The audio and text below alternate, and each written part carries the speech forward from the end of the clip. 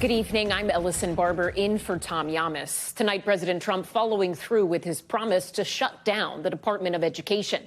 Trump signing an executive order late today to dismantle the department after slashing the workforce in half just last week. The White House emphasizing the order will, quote, greatly minimize the department, but critical functions would remain. And we should note, officially closing the agency would require an act of Congress. The move sparking outrage across the country. Hundreds of parents and teachers protesting in Colorado.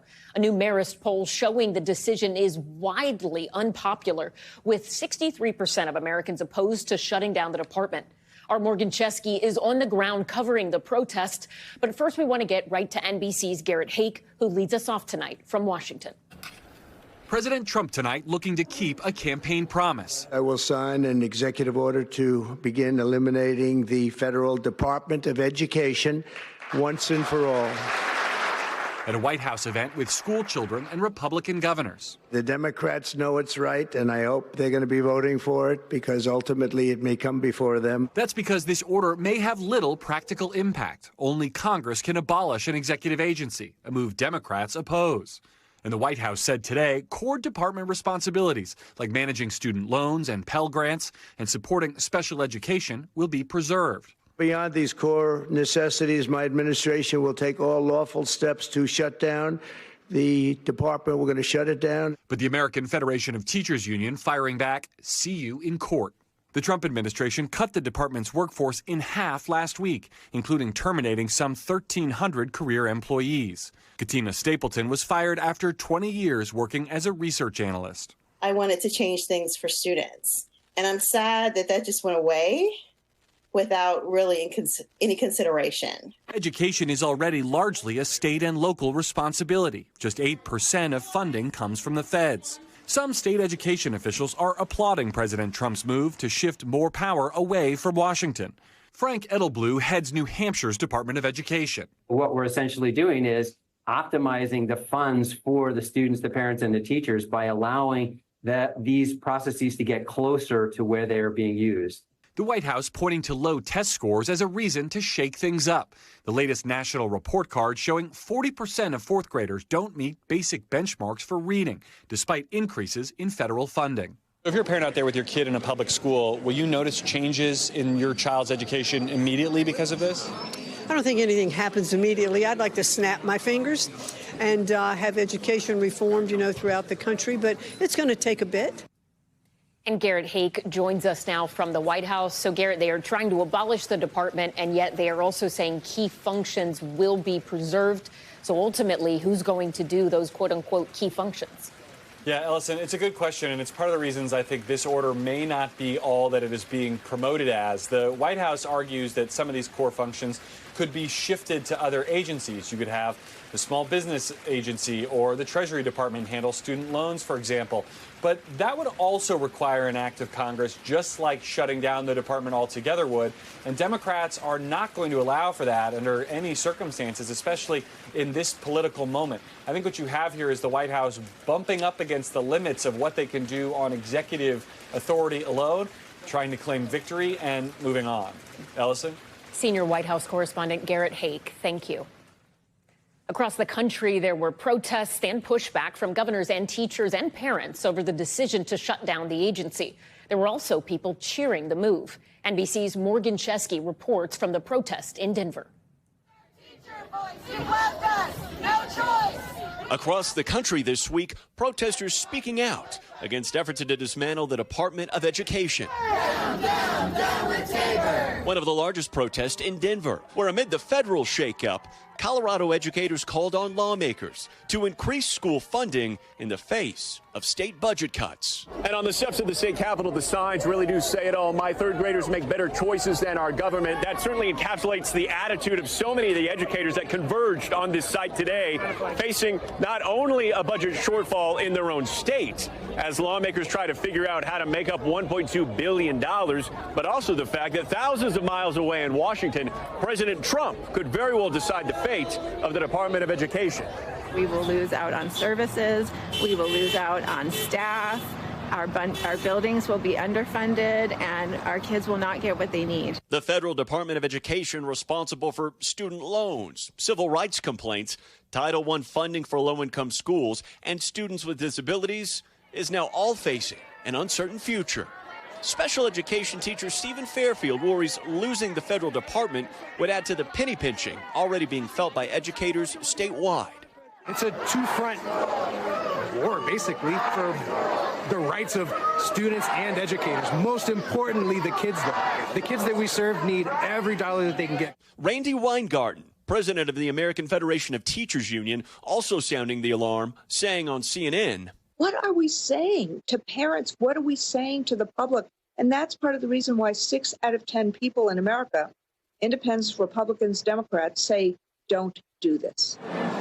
But not all educators think there's cause for concern just yet. The superintendent of Lowell Public Schools appearing on a local radio show in Massachusetts. A lot of it is like conjecture and like what's it going to mean, how much are we going to lose, and so on and so forth. It's not based on actual fact, much of it, because we simply don't know at this stage. Governors largely split across party lines. I'm very concerned that the Department of Education head, a pro wrestling mogul, is now acting like a schoolyard bully and picking on the most vulnerable.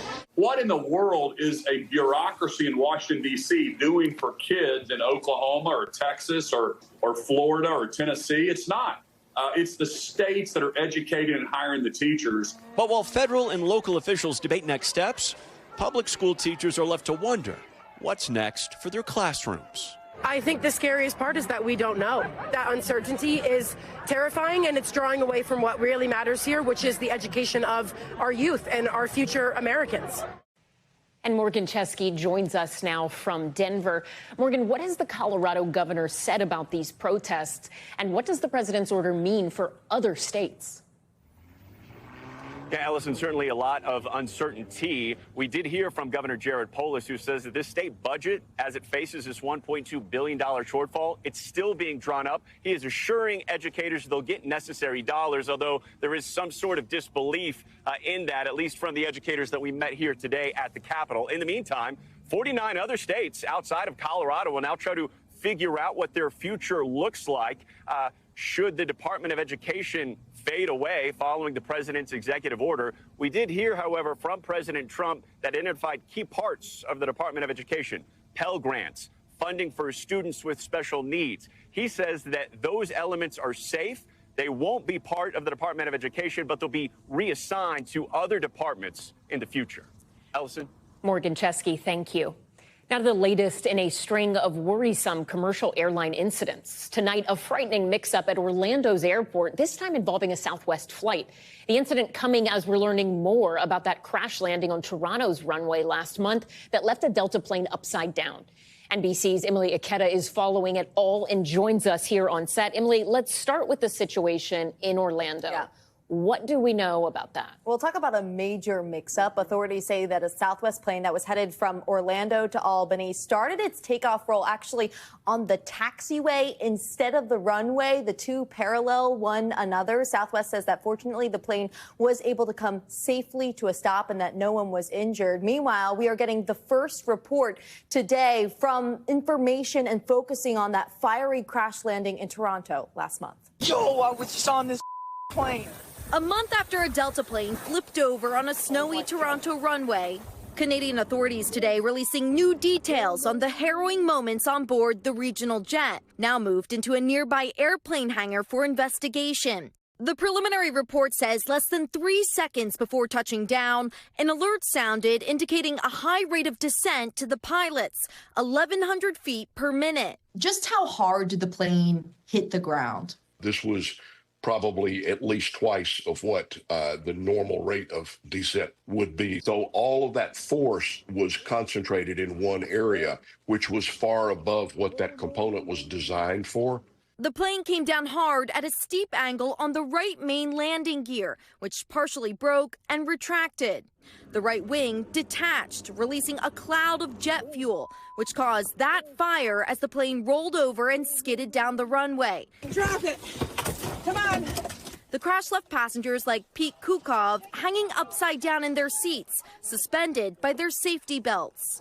I remember just hanging there, and me and the lady next to me, we got out pretty quick. Remarkably, all 80 people on board survived. Delta says it remains fully engaged in the ongoing investigation into the cause of the terrifying crash landing. Emily, so this is just a preliminary report. What are they going to be zeroing in on moving ahead? A number of things they're going to be looking at, including the landing gear and the wing structure, asking questions like, should this type of equipment be able to withstand even more force? They'll also be examining the landing technique and pilot training. The chair today of the Transportation Safety Board in Canada says it is rare that in accidents like this, it is just one thing to blame, as that cause is still under investigation also. Emily Ikeda, thank you. Attorney General Pam Bondi today saying they've caught 3 people she says are responsible for vandalizing Teslas in separate incidents across the country. She's vowing to hunt down more, calling the attacks domestic terrorism. Here's Liz Kreutz with more.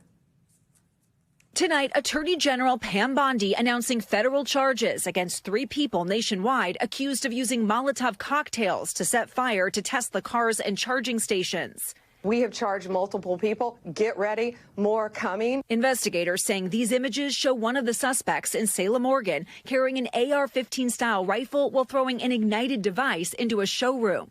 The Tesla Center saying it led to about $500,000 in damages. 2 others in Colorado and South Carolina also charged. Bondi writing, "Let this be a warning. If you join this wave of domestic terrorism against Tesla properties, the Department of Justice will put you behind bars." The attacks part of a growing movement to target Tesla as a form of protest against the company's CEO, Elon Musk, and his wide-reaching role in the Trump administration. This week, Teslas at a service center in Las Vegas also vandalized, and a website surfaced targeting individual Tesla owners, showing some names, personal contact information, and addresses for Tesla drivers, putting some owners on edge. If I had known Elon was going to turn into what he kind of turned into, I don't know that I would have bought this car necessarily. But even so, people have good reasons to buy electric cars, and attacking people just because they own a Tesla doesn't seem like a good way to protest. It's unclear who's behind the website, which appears to be taken down. Musk calling those behind the attacks bad people. They want to hurt Tesla because we're stopping this terrible waste and corruption. This all comes amid a difficult time for Tesla. Just today, the company recalling nearly all of its Cybertrucks over an exterior panel that can detach and increase the risk of a crash. Tesla's stock now down 50% since its high in December. Meanwhile, as the White House rallies behind the company, Trump Commerce Secretary Howard Lutnick urging Americans to buy its stock, which some experts say is a potential violation of government ethics. Buy Tesla. It's unbelievable that this guy's stock is this cheap. It'll never be this cheap again. And Liz Kreutz joins us now from Los Angeles. Liz, do we know the types of charges these suspects now face? Yeah, listen, I mean, the 3 suspects are facing serious federal charges, and they range from unlawful possession of a firearm to malicious destruction of property to arson. And if they're convicted, they each face up to 20 years in prison, Ellison. Liz Kreutz, thank you. Up next, the selfie. Prosecutors say the suspect in those Idaho murders took just hours after the murders. And the new push from the defense to forbid families from wearing certain T-shirts during the trial. One of the victims' fathers responds to that live on Top Story. Plus, the new warning that a volcano in Alaska is about to erupt, what residents are being told. And look at this, a horse racing down a highway in New Orleans, how they rounded him up.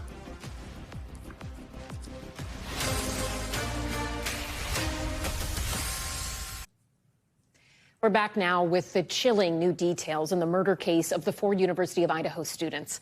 Newly released court documents revealed previously unseen evidence that the prosecution plans to use at trial against Bryan Kohberger. That includes this selfie of Kohberger, allegedly taken just 6 hours after the murders happened at the off-campus home. Prosecutors say it shows bushy eyebrows, which a surviving roommate claimed the suspect had. They also say they have proof of a K-bar knife and sheath purchased on Amazon 8 months prior to the murders, and a map that the prosecution says shows a vehicle that matches Kohberger's Hyundai Elantra near the scene. New documents from the defense, too, including plans to break down how they say Kohberger's autism diagnosis impacts his behaviors. It has been 2.5 years since Madison Mogen, Xana Kernodle, Ethan Chapin, and Kaylee Gonzalez were murdered. And joining us now is Kaylee's father, Steve Gonzalez. Steve, thank you so much for joining Top Story. And I also want to say I'm so sorry that you have to join us and that we have to speak like this. I know you were doing this to speak for your daughter, but I am so sorry this is a situation you find yourself in at all. I want to start with just asking you about that selfie that everyone has now seen. What went through your head? What did it feel like when you saw that selfie of Brian Kohberger allegedly taken hours after your daughter and her housemates were murdered? It was a trophy. He made himself a trophy. He felt like at that point he had just returned from the crime scene. There was no one there. And he believed, very confident, that's what the thumbs up. He's going to look back at that, remember what he got away with. And, it's a challenge to Idaho to let everybody know that, he thought he could kill people in our state, get away with it. He was far smarter than everyone else around him. And, he studied it. He's trying to be a PhD in it. So I think it was a challenge to Idaho. And I think Idaho will definitely step up. And he's going to regret that photo. Steve, I want to also ask you about one of the requests the defense is making to the judge, asking that they do not allow spectators to wear T-shirts with pictures of the victims on them or anything like words in the memory of. How does that make you feel? It's petty. I don't worry about it, though. My daughter's, justice and getting this conviction is much more important than wearing a shirt. I've never worn a shirt in court. They'll never be able to ever show that I ever did. So, when you got somebody facing, death row, you probably should focus more on, the case and the evidence rather than who's going to be in there witnessing it. The defense has also claimed that they're going to present alternate perpetrators. Do you believe there is anyone else involved in the murder of your daughter and her housemates? No, not at all. There's surveillance all around there. You're going to clearly see who was coming into the place and exactly when they were leaving and what that vehicle looked like when it took that corner. This case is solid. It's super solid. And, we look forward to it. They're just trying to delay it, but, it's time to pay the piper. We're all going to see what the, state has. And I'm very confident in what they have.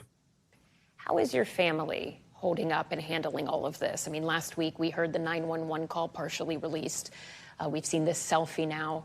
What is it like for you and your family to keep having these items, these bits of information come out? It is hard. It's very hard.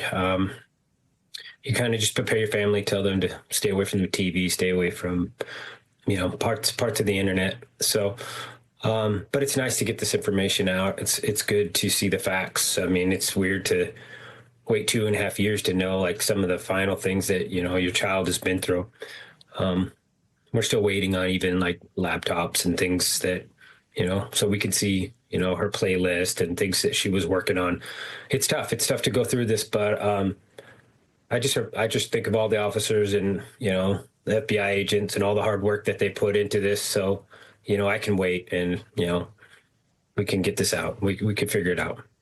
As we move closer to seeing Brian Kohberger actually face a jury and answer to these charges, what for you and your family is the thing you hope people focus on the most when that coverage really gets in full swing? What is it you hope people don't forget about what y'all have experienced or about your daughter? I think if people can concentrate on how much victims they were, how these people were just going through their everyday life, trying to be educated, try to be like the best type of human being that you could possibly be. And even having all the way from like their meals that they shared together till their Uber ride, they weren't drinking and driving, they weren't doing anything bad, and come home and to go to your bed and to have some stranger that he's not even a part of our state, he just didn't even belong here, and to have that person sneak into your home and kill you in your bed. If there wasn't ever a moment for people to rally together and say, it's time to take this to the full closure and have a message that's out there so we can kind of point to say, we put our foot down right here. And, when we have these school shooters and people that do these mass murders, maybe we have to start, putting our foot down and taking it to the darkest part, all the way till we finalize these people. And then maybe we can stop having these so often. Have you been able to speak to any of the other families, Ethan's family, Zaina's or Maddie's? Yeah, I've spoken to all the families, some more than others, but yeah, Karen will call. She'll call us in the middle of the night, So we know if you're struggling, you're having a hard day, that you pick up that phone and you spend some time talking to somebody. Mm-hmm. And I love talking about Maddie all the time, so it's it's pretty easy for us to do. Are you and the other families confident right now that prosecutors have what they need to get a conviction here? Yeah. They broke that down early on, and they basically outlined a couple different scenarios. And one of those was, hopefully this person comes out and says that he was framed. Was ideal, because that basically just means there's so much evidence that he just can't combat it. We didn't think we'd get as lucky as no alibi. We thought he'd think it out, and he is a smart guy. Figured he'd have some better way to explain what he was doing that night. I could think of a lot of better ways he could have done it.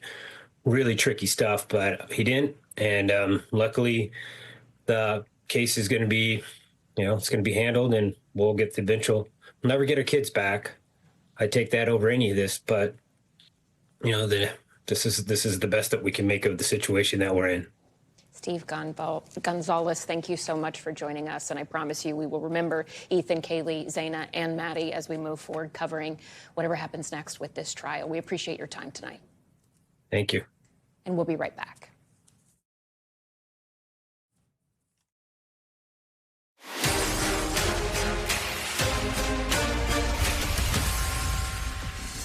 Now to Top Stories newsfeed. 2 ICE detainees breaking out of a detention center near Denver during a power outage. Authorities say the 2 men escaped the facility in Aurora when a power outage left a back door open. They were last accounted for Tuesday afternoon. ICE jailers alerted local police 5 hours after the disappearance. Police are still searching for the runaway detainees from Mexico and Venezuela. Scientists urging residents in south central Alaska to prepare for the possible eruption of Mount Spurs volcano. Alaska's Volcano Observatory saying the likelihood of the volcano erupting has increased, warning residents of the risks of ashfall, especially for aviation. Luckily, not very many people live close to the mountain, but tourists and nearby towns are advised to take precautions. The volcano previously erupted in 1953 and 1992. Some horsing around captured on camera in New Orleans. New video shows a horse galloping down a busy highway as cars passed by. The horse was later found in a parking garage. Police bringing him to the department's mounted unit stables, where he was treated for minor cuts and scrapes before being reunited with its owner. No word on how the animal initially got loose. And in the world of sports, the Boston Celtics sold for a record-setting $6.1 billion. Celtics superfan and private equity firm co-founder William Chisholm will own the team if the sale is approved by the NBA's Board of Governors. That price tag would be the most ever paid for a North American sports team.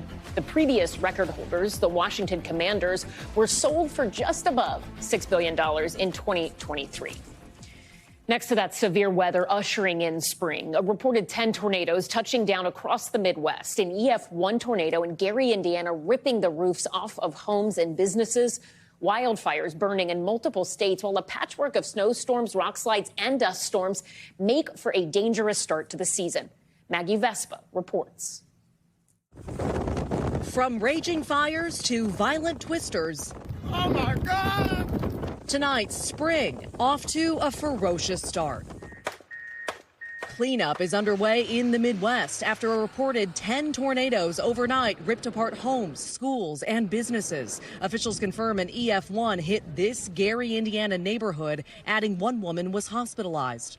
Larry Hickerson watched the twister lift power poles out of the ground. You saw the roofs of each home lifted up, and then it was a rain of debris just complete rain of debris, car parts, AC units. There were shingles. All you could do was pray, which I did multiple times. You prayed. Multiple times. Meanwhile, wildfires burn in multiple states. In Florida, now topping 24,000 acres, temporarily closing US 1, the highway in and out of the Keys. Flames fueled by low humidity and a red flag warning. Wow. Severe winds, a common thread nationwide, driving crippling snowstorms and widespread power outages from Nebraska to Michigan, and dust storms in Texas, now blamed for a fatal crash this week. Farther west, Oregon's governor declaring a state of emergency after heavy rains triggered widespread flooding, and in California, this rock slide, blocking a road to Yosemite National Park. A wild weather roundup sparing no corner of the U.S. And Maggie Vespa joins us now from Gary, Indiana. Maggie, I mean, we can see the cleanup efforts starting underway or getting underway behind you there. Right. We also have some new reporting tonight on just how bad this year has already been when it comes to severe weather. What can you tell us? Yeah, Ellison, definitely our climate team flagging that we've already had. They counted 257 reported tornadoes this year alone. So just 2025 to date, 257. That's well above the average, they say, of 175. So we are off to a violent start. Staggering numbers for anyone, but especially people who are watching this work go on in their neighborhoods. You can see these power crews. They've set up this power pole, which was ripped down. They've replaced that. They're putting the lines back up. And then you can see the homes under here. These are the ones that were torn apart here in Gary by that EF1 tornado. So really here, people just well aware of how real these things can get. And the cleanup, as you can see, Ellison, just beginning. Maggie Vespa in Indiana, thank you. Now to the latest on the Key Bridge disaster in Baltimore. Nearly a year after that deadly collapse, the NTSB now saying dozens more of bridges around this country may also be at risk. NBC's Tom Costello has the list. Nearly 1 year after a Singapore-flagged container ship crashed into a support pier, bringing down Baltimore's Key Bridge, the NTSB today said for decades, Maryland authorities failed to assess the bridge's vulnerability to a collision, despite contributing to the national guidelines that called for the assessments. Had they done that, the collapse could have been prevented. Today, the NTSB warned many more bridges that ocean-going ships routinely pass under could also be at risk, naming 68 bridges that need urgent risk assessments, including some of America's most iconic, the Golden Gate and Coronado bridges in California, the Sunshine Skyway Bridge in Florida, the Huey P. Long, Crescent City, and Hale Boggs bridges in Louisiana, the Bay and Chesapeake bridges in Maryland, the Verrazano, Brooklyn, and GW bridges in New York, and many more, including in Ohio, Texas, and Massachusetts. What we are telling bridge owners is that they need to know the risk and determine what actions they need to take to ensure safety. Bridges built after 1994 must have vessel collision mitigations like protection islands around bridge supports. Tonight, the Maryland Transportation Authority has not responded to NBC's request for comment. Maryland Governor Wes Moore says the new Key Bridge will be far more robust. We are going to make sure that we are going to get this bridge built on time and on budget, and it is going to make sure that it leads up to all industry standards on safety. With so many bridges at risk, now a national urgent push to protect them from the kind of disaster that brought down Baltimore's Key Bridge. Tom Costello, thank you. Now to the case of a graduate student at Georgetown University detained by immigration authorities Monday night. Badr Khan-Suri is a postdoctoral fellow at the school working at a Center for Muslim Christian Understanding. He traveled to the United States from India on a student visa. Tricia McLaughlin, the Assistant Secretary of Homeland Security, said on X that he had been, quote, actively spreading Hamas propaganda and promoting anti-Semitism on social media. She also said he has close connections to a known or suspected terrorist, a senior advisor to Hamas. Just moments ago, a federal judge ruling the Trump administration cannot deport him unless a court rules otherwise. He is being held in a detention facility in Louisiana ahead of a deportation hearing that is currently scheduled for May. His lawyer, Hassan Ahmed, joins us now. Hassan, thank you so much for taking the time to speak with us this evening. Let me just start by asking you about your client. When was the last time you were able to speak with him, and how is he doing? Thanks for having me. I was able to speak with Dr. Khan Suri last night around 7 o'clock. He was at the Alexandria staging facility. It's just a really difficult situation for him. It's the month of Ramadan. He's fasting, but is not being given proper Ramadan accommodation, so he's fasting without the pre-dawn meal. I'll tell you this about him, just to give you an idea what kind of person he is. The first person he asked about was his wife, and then asked about his children. And the second question he had for me was about his students. And only then did he ask about himself and his own case. Could you tell us a little bit about his family? How old are his kids? And tell us what life has been like for him prior to this. You know, it seems that it was an idyllic, you know, they're academics, working at a Center for Muslim Christian Understanding. And he's a renowned scholar in the area of conflict resolution. And he's got 3 young children. And it just seemed, this is the person under the charges on his immigration court hearing are that he is bad for the United States foreign policy.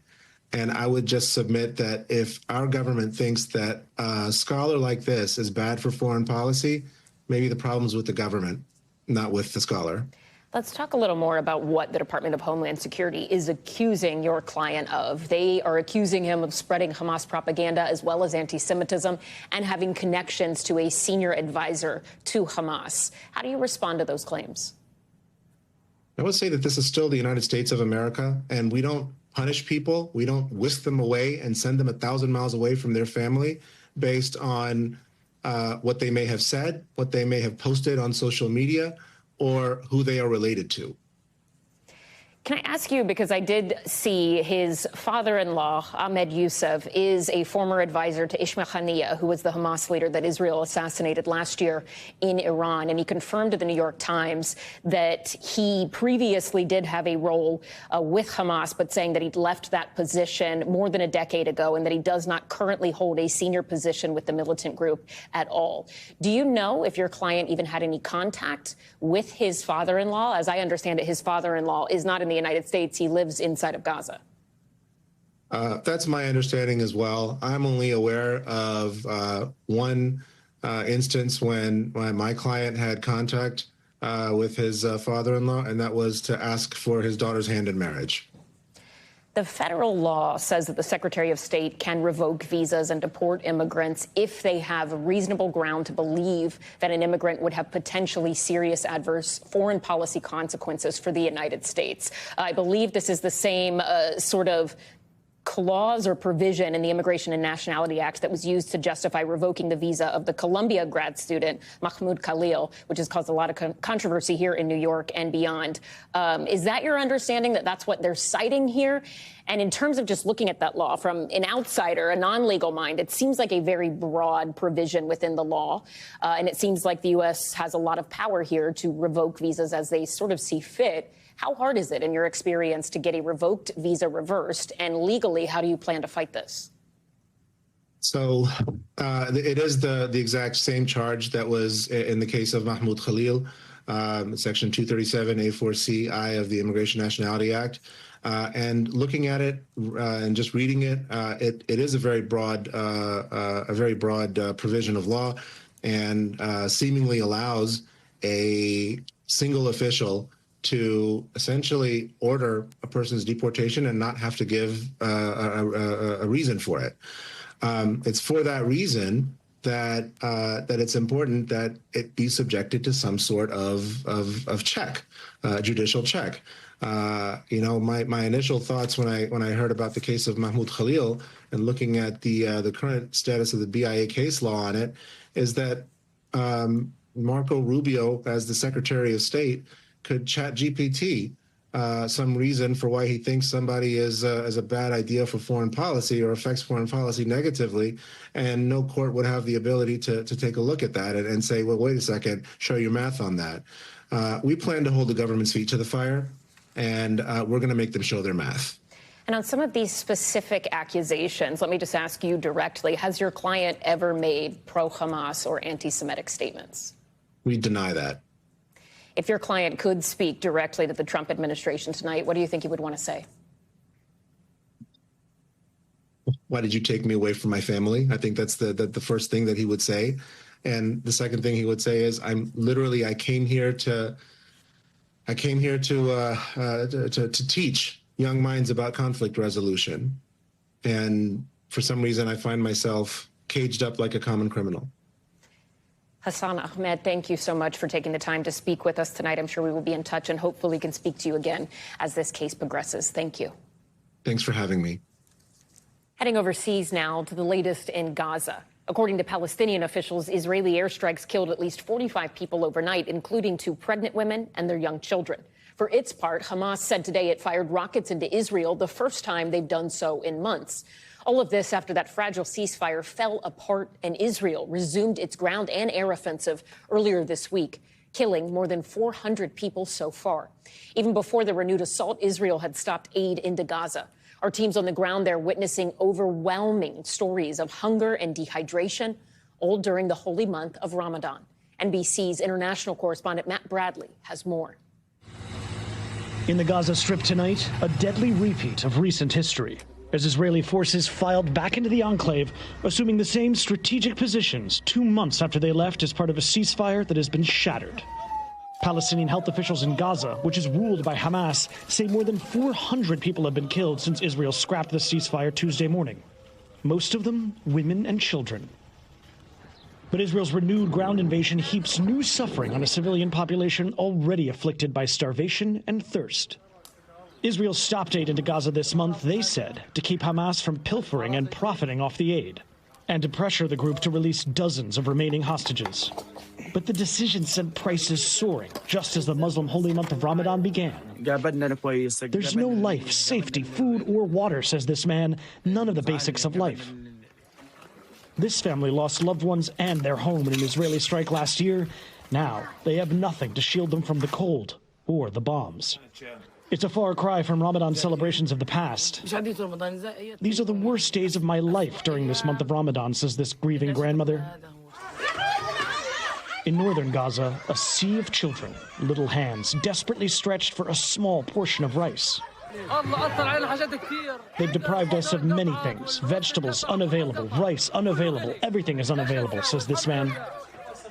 This woman says she sold much sought-after gas, now 16 times its normal price, to feed her family. But this other woman says she can't afford gas, so she, like so many here, cooks over an open flame. I can no longer see properly because of the smoke, she says, and I lost 60 pounds since the start of the war. Food and gas prices are constantly rising. No cash flow, no banks, no jobs, no end in sight. The Gaza government media office on Monday cited initial stages of famine across the enclave. The people at this bakery have been waiting since sunrise, but they're walking away empty-handed. We'll starve, says this woman. In the end, people will eat each other. After being stalked by hunger and thirst, the people of Gaza are once again threatened with a violent death. Matt Bradley, NBC News. Now to top stories Global Watch, starting with the latest on that opposition leader arrested in Turkey. Thousands of protesters gathering for a second night in Istanbul after the city's mayor was arrested. The mayor is one of President Erdogan's key rivals and was set to be named as a presidential candidate later this week. The government also arresting dozens of people for what they call provocative social media posts. Journalists have also reportedly been detained. In the Democratic Republic of the Congo, Rwandan-backed M23 rebels captured a key mining town, ignoring ceasefire calls. By taking control of Walikale, the rebels have seized a road that links 4 provinces in the country's east, cutting off access for the Congolese army. The move comes as the presidents of the DRC and Rwanda held ceasefire talks in Qatar. And Finland, once again, ranked the happiest country in the world on the annual World Happiness Report. It's Finland's 8th consecutive year in the top spot. Denmark, Iceland, Sweden, and the Netherlands rounding up the top 5. The U.S. ranked 24th, its lowest position ever on the list. The report ranks countries based on life evaluations by residents. It also looks at factors ranging from GDP per capita to freedom. All right, thank you so much for watching Top Story. I'm Ellison Barber, in for Tom Llamas. Stay right there. More news is on the way.